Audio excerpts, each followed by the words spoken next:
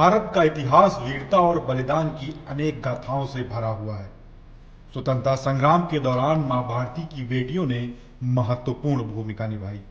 इन वीर बालिकाओं का योगदान गुमनामी के अंधेरे में खो गया, लेकिन उनका साहस और बलिदान आज भी हम सबको प्रेरणा देता है।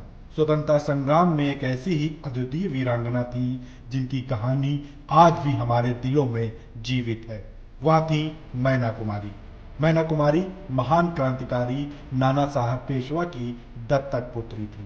1857 का प्रथम स्वतंत्रता संग्राम भारत के इतिहास में एक महत्वपूर्ण मोड़ था, जब अंग्रेजों के खिलाफ पूरे देश में बगावत का आगाज हुआ था।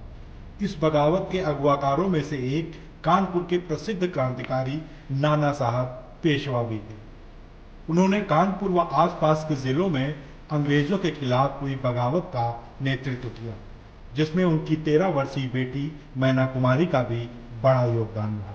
उन्होंने न सिर्फ 13 वर्ष की आयु में अंग्रेजों से युद्ध लड़ा, बल्कि क्रांतिकारियों की सुरक्षा के लिए अपने प्राणों की आहुति तक दे दी। 1857 में अंग्रेजों के खिलाफ भारतीयों का गुस्सा अपने चरम पर था। देश के कई हिस्सों में ब्रिटिश हुकूमत के खिलाफ विरोध प्रदर्शन हो रहे थे।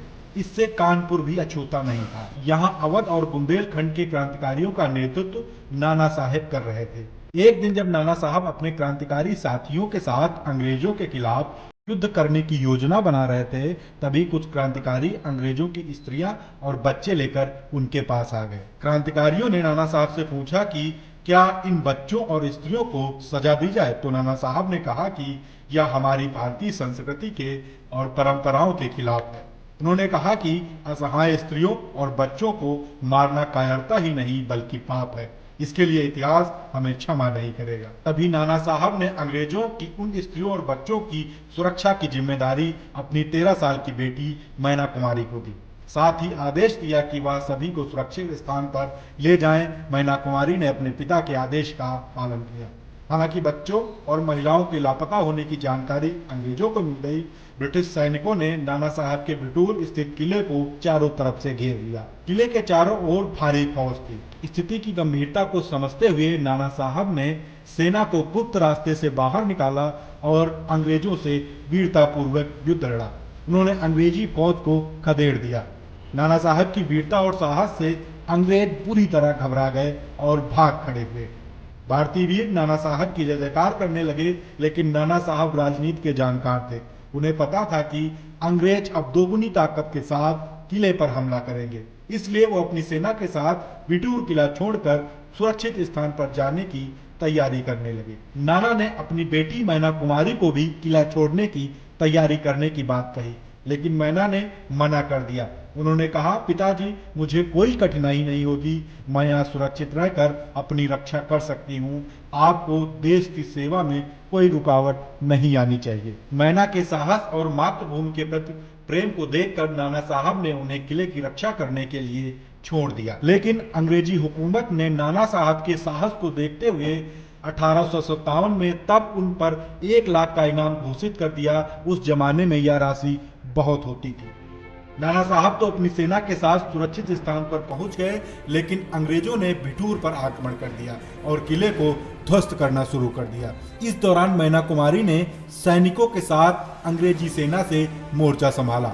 उन्होंने कई ब्रिटिश सैनिकों को मार गिराया, लेकिन स्थिति बेहद कठिन हो गई थी।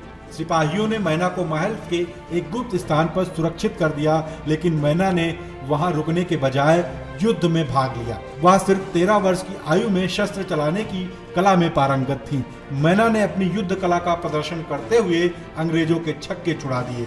अंग्रेज हैरान थे, उन्हें लगा कि कोई सैनिक युद्ध लड़ रहा है, लेकिन जब वह नजदीक पहुंचे तो 13 साल की बालिका को देखकर दंग रह गए। जब अंग्रेजों को यह पता चला यह कोई और नहीं बल्कि नाना साहब की बेटी मैना है, तो उन्होंने मैना को बच्चा समझकर तरह तरह के लालच दिए व नाना साहब व उनके क्रांतिकारियों का पता बताने की बात कही। लेकिन मैना ने अंग्रेजों को किसी भी प्रकार की कोई जानकारी नहीं दी, तो अंग्रेजों ने उसे धमकियां भी दी और अनेक यातनाएं दी। लेकिन मैना ने अपने पिता और राष्ट्र के सम्मान से कोई समझौता नहीं किया। उन्होंने अंग्रेजों से कहा कि मैं किसी भी कीमत पर अपने देश और पिता के बारे में गुप्त जानकारी नहीं दूंगी। मैना की दृढ़ता को देखते हुए अंग्रेजों ने उन्हें पेड़ से बांध दिया और तपती धूप में उन्हें भयंकर यातनाएं दी। उनका गला सूख गया, होठों पर पपड़ियां जम गईं, लेकिन उन्हें एक बूंद पानी तक नहीं दिया गया।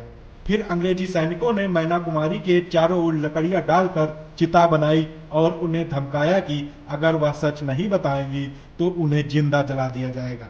लेकिन मैना ने अंग्रेजों के मुंह पर थूकते हुए कहा, जो करना हो कर लो, मैं कुछ भी नहीं बताऊंगी।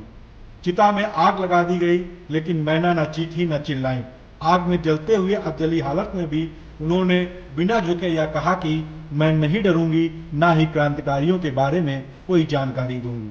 मैना कुमारी के इस साहस को देखकर आसपास खड़ी शरणागत स्त्रियां और बच्चे भी हैरान रह गए। अपनी राजकुमारी को इस तरह जिंदा जलते देख सभी की आंखों में आंसू आ गए। भारत की इस वीर बेटी को कभी नहीं भुलाया जा सकता। मैना कुमारी अपने शरीर को आग में झोंक कर न केवल अपने पिता और राष्ट्र के सम्मान की रक्षा की, बल्कि स्वतंत्रता संग्राम में एक नए अध्याय को भी जोड़ा। मैना कुमारी का बलिदान भारत माता के लिए अनमोल है और हम सभी को उनके साहस और बलिदान पर गर्व है। आज भी जब स्वतंत्रता संग्राम की गाथाओं को याद करते हैं तो मैना कुमारी जैसे बलिदानियों की याद हमारे दिलों में जीवित हो जाती है। उनका बलिदान हम सभी को सिखाता है कि स्वतंत्रता के लिए संघर्ष केवल पुरुषों का ही नहीं, बल्कि साहसी और निडर बेटियों का भी है।